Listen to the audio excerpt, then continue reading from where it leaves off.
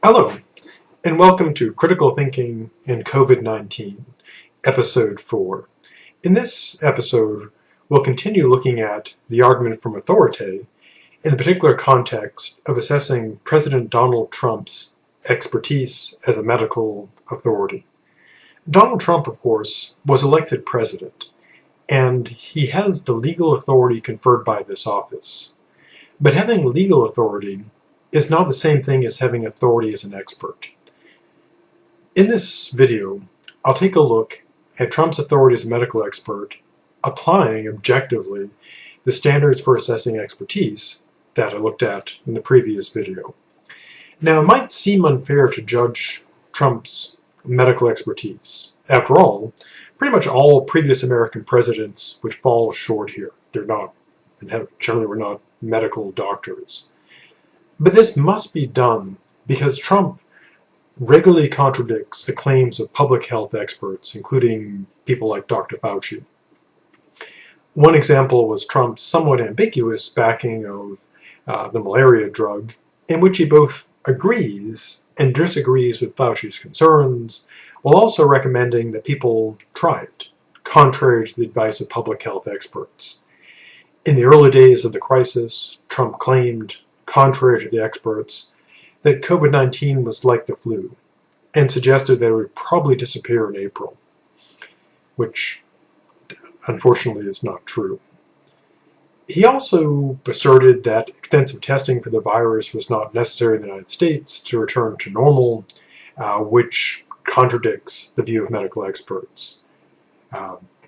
Also, when presenting the guidelines about wearing the mask, Trump did not say, don't wear a mask, but he said essentially that he was not going to do this, which can create confusion because the experts say do this, and Trump has said, I'm not going to do this. Now, example of Trump contradicting the experts and making untrue claims about the virus and his response to the pandemic could fill an entire report. But these examples should suffice to show why this assessment must be done. The president is making claims that contradict the views of public health and medical experts, and he puts the American people, you and I, in a position where we need to choose between these two sources. Do we believe what the health experts are saying, or do we believe President Trump when he contradicts them? Now, in the previous video, I looked at the case as to why we should accept Dr. Fauci as a credible expert and believe him. But I also need to assess Trump using these same exact standards to see if he's a credible expert on public health issues. The first standard, the same that was applied to Dr. Fauci and the same that applied to any alleged expert, is this.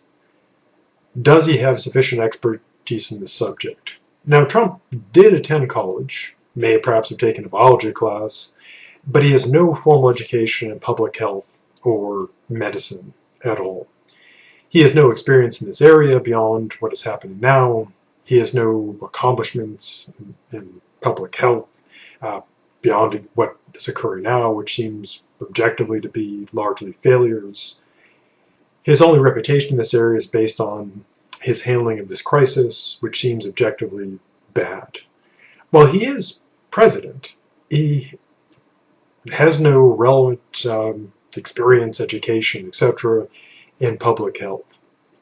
Somewhat bizarrely, Trump claimed on camera that he has a natural ability in science because of his uncle, who was a professor at MIT. He even went so far as to brag about knowing so much about the virus that CDC officials had to ask him, how he knew so much.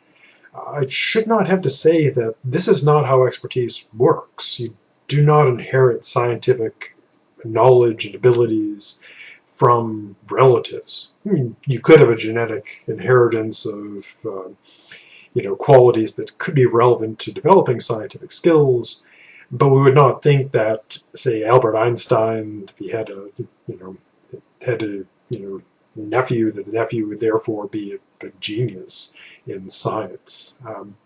Likewise, I have nephews, but they do not thus gain my PhD in philosophy. He also claims to have a gut instinct or a hunch But again, this is not how expertise works.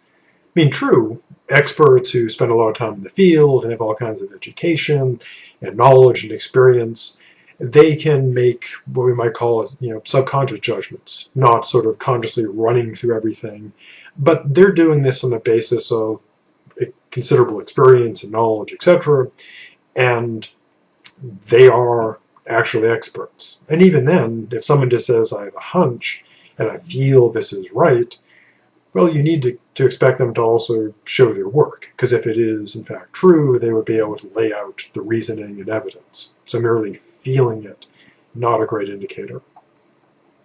Now, to be fair, Trump himself, in the context of the malaria drug, has admitted he's not a doctor. And the President of the United States is neither required nor expected to be a competent public health, expert. This is why previous presidents left such matters to actual experts. The second standard is, of course, the person must be making claims in their areas of expertise. Trump is, as has been established, not a public health expert. His supporters in the past have argued that his alleged expertise in business, despite a consistent history of failures, qualified him to be president. That being a businessman makes you qualified to be a president. Let's set that aside, because it would also follow that being, a successful politician would make a person an expert at business, because if being good at business makes you good at political office, then the reverse would have to hold as well. So let's focus on the main thing. Does being a business person qualify a person as a public health expert, a medical expert? If this does, we should be turning to people like Jeff Bezos and other billionaires for our medical advice. Also, if this does hold true, that being successful in business makes you successful at making medical judgments, then it would make sense that if you have medical needs, you should go to a successful local business, because presumably you can't go to the president. You could go to, say, you're a really good plumber, or if you have someone who's really good at working on your car, a mechanic, go to them. Say, hey, while you're changing my oil in my car, I got this this kind of pain in my side. Can you take a look at that too? But that seems absurd. A person could be a great mechanic, they could be a great plumber, but those are totally different skill areas. They can be great at all this business stuff, but knowing medicine is a totally different field. So even if Trump is the great business person that has supported his claim, this would not make him an expert in public health. The third standard we looked at was agreement among experts. Now, the experts agree with each other and disagree with Trump on quite a few of his claims. As such, they should be accepted over him, especially, again, since he's not an expert. The fourth standard is about bias. Trump is clearly biased. He has made evident through his words on camera that his main concern is about his re-election. He wants the economy to be good, which is fine. We all want the economy to get back. We want to get back to normal work. We want to get back to normal life. Actually, we want it better than what it was before, but we want to at least get out of this pandemic. One clear example of this was when he was asked about allowing cruise ship passengers to disembark. His biggest worry was not that it would spread the virus, but that it would impact his numbers and would make him look bad. This is but one example of how he prefers untruths that he thinks will help him to truths that actually help the country. As I noted in the previous discussion, talking about experts, being biased doesn't mean that any particular claim a person makes is false. So to say, Trump is biased in favor of, his own re-election, therefore he's wrong about this claim about, say, the malaria drug or when the country should reopen, that would be an ad hominem, just simply attacking him and saying his claim is false. So bias itself doesn't prove a claim is false. To believe that, again, would be to fall into what's called the fallacy of ad hominem, attacking someone about something irrelevant to disprove their claim. But bias does lower credibility. So if the question is, should I believe him? His credibility is low, and so the answer is not that you should say his claim is false, but that his credibility is lower, so he doesn't give you a reason to believe the claim. Doesn't give you a reason to say it's false, but doesn't give you a reason to accept it as true. Fifth, of course, is the area of expertise being legitimate. Obviously not public health is totally legitimate, but Trump is not in that field. Six, we look at the standard of the authority must be identified, and clearly we know Trump is Trump saying stuff, so there's no anonymous source there. Now finally, the expert needs to be honest and trustworthy. It's been established beyond all reasonable doubt that Trump is, unfortunately, a chronic liar. His specific untruths about the pandemic are being tracked by The Atlantic and others, and this list keeps on, unfortunately, growing.